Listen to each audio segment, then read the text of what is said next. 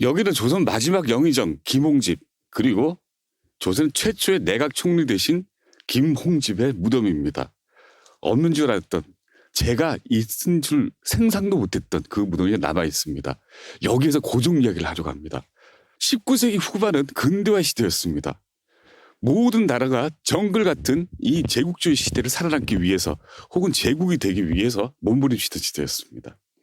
이미 르네상스 시대 16세기 이후에 차근차근 근대화기를 밟아왔던 유럽은 제국주의로 돌변해서 자기의 국익을 지키고 혹은 국익을 넓히기 위해서 경쟁을 하고 있었죠. 그걸 멀리 옆에서 지켜봤던 일본 또한 그 흉내를 내거나 혹은 자기의 국익을 위해서 부국과 강병의 절차를 밟고 있었습니다. 그 가운데 조선이 있었습니다. 조선은 성리학의 나라입니다. 제가 아무리 봐도 성리학은 부국강병과의 거리가 먼 철학이고 이데올로기입니다. 그저 수신제가 평천하만 하면 될 그런 학문이 500년 동안 조선을 옥매면서 조선을 형편없는 거지 나라로 만들어버렸습니다. 조선실록 첫 장부터 실록 끝까지 나오는 단어들이, 단골로 나오는 단어들이 두 가지가 있습니다. 가난, 부패, 문약. 저게 세 가지입니다. 관리들이 부패하다, 나라가 가난하다, 우리가 힘이 없다. 500년 동안 그렇게 세 가지를 갖추지 못했다라면, 부와 청렴과 군사를 갖추지 못했다면 그 500년 된 국가를 통치하는 시스템이 잘못됐다는 겁니다. 그게 성리학이었습니다. 성리학에 의해서 조선은 완전히 망가질 줄 망가졌죠. 입으로는 착하게 살아라, 안빈 낙도다 이러면서 자기들이 챙길 건 다 챙겼던 사람들이 조선의 선비들입니다. 저는 그에 있는 선비들을 아주 좋아했습니다. 안빈덕도 하는 모습, 멋있는 글씨를 쓰고 멋있는 글을 쓰는 그 모습들을 존경을 하고 한때 흠모를 했었습니다. 더 이상 아닙니다. 성리학, 그 선비들의 정신세계를 지배했던 성리학이라는 이데올로기에 의해서 그 선비들이 지배했던 조선 또한 완전히 망가진 나라였습니다. 그 망가진 나라, 늦은 근대화, 맨 꼴찌에 있었던 그 나라를 살릴 수 있었던 기회가 바로 43년 동안 진행됐던 고종시대였습니다. 고종시대는 굉장히 많은 정보들이, 외국으로부터의 정보들이 유입됐던 때였습니다. 마음만 먹으면 그 말도 안 되는 위기 상황을 어느 정도 기회로 돌릴 수 있었던 시기였죠. 그런데 그 위기를 기회로 돌리기 위해서는 근대화가 필요합니다. 봉건 국가가 가지고 있는 낡은 시스템을 뜯어 고치고 새로운 시스템으로 만드는 그런 작업이 필요한데, 거기에 필연적으로 부수되는 요소가 하나 있습니다. 그게 바로 봉건 군주권의 제한입니다.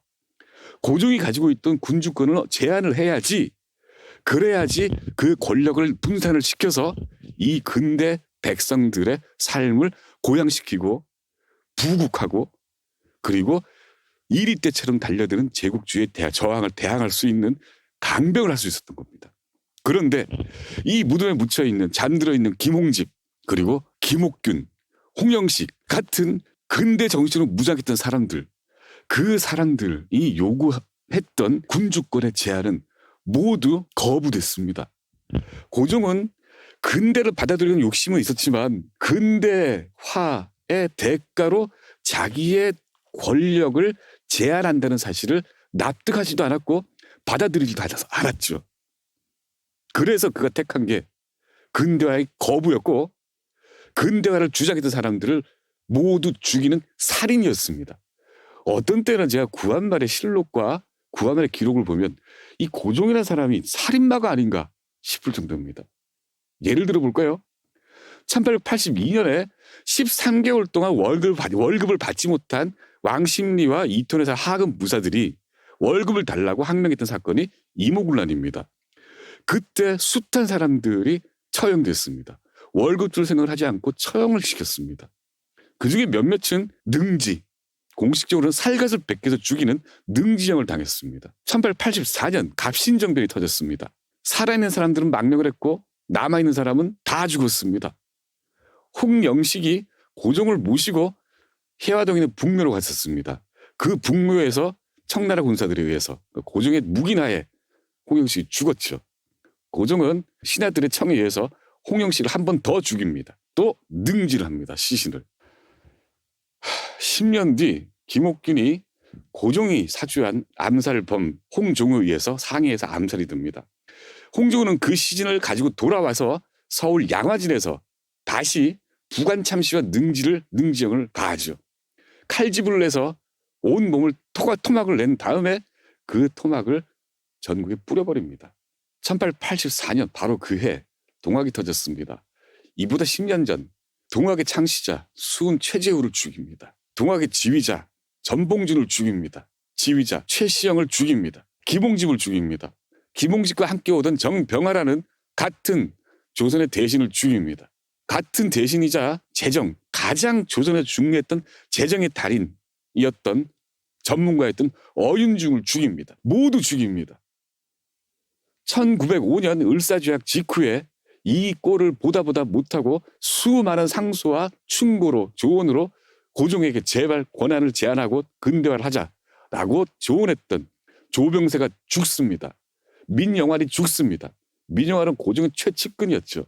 그 측근마저도 그렇게 자살을 합니다. 그렇게 고종은 자기 측근의 죽음까지도 그대로 방조하거나 방치할 정도로 근대화를 거부했던 사람입니다. 오히려 자기 권한을 제한을 싫어하고 권한을 강화했죠. 1897년에 만든 대한제국이 그 예입니다. 1899년에 만든 그 명예에서 만든 대한국 국제라는 대한제국의 법이 있습니다. 1조부터 9조까지 모든 게 황제의 권력과 신민의 의무에 대해서 규정을 하고 있습니다. 모든 권력이 황제에 집중되어 있습니다. 자기에게 집중된 그 권력을 1905년 일본에 팔아넘기죠. 한 명에 집중되어 있으니까 팔아먹기 너무 쉬웠습니다. 그게 을사조약입니다.